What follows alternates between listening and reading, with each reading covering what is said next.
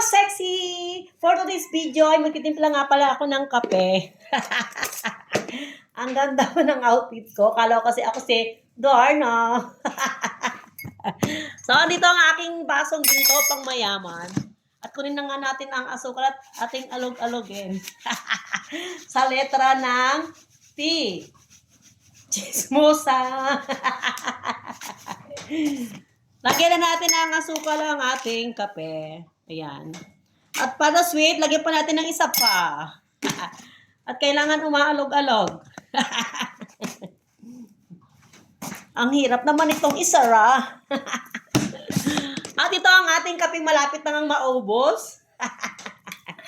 Lagyan natin ng kape.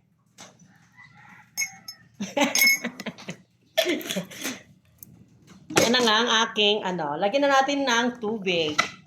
Naku, maubos na palang aking tubig.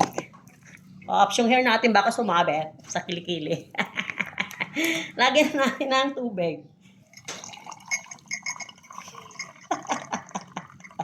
Ayan, huwag na natin punuin kasi ako ay nagbabanto. Pero hindi naman talaga ako yung may banto. Nagbabanto lang.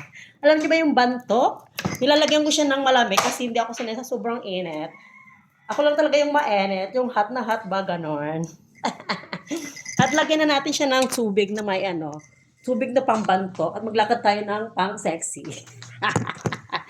Andito na ang aming kusina. Andito na ang aming kusina, guys. Lagyan natin siya ng tubig na hindi naman malamig. Ay, malamig pala. Ibig sabihin yung galing dito sa minerals.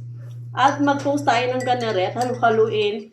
Haluin natin ang kape puro. Diba?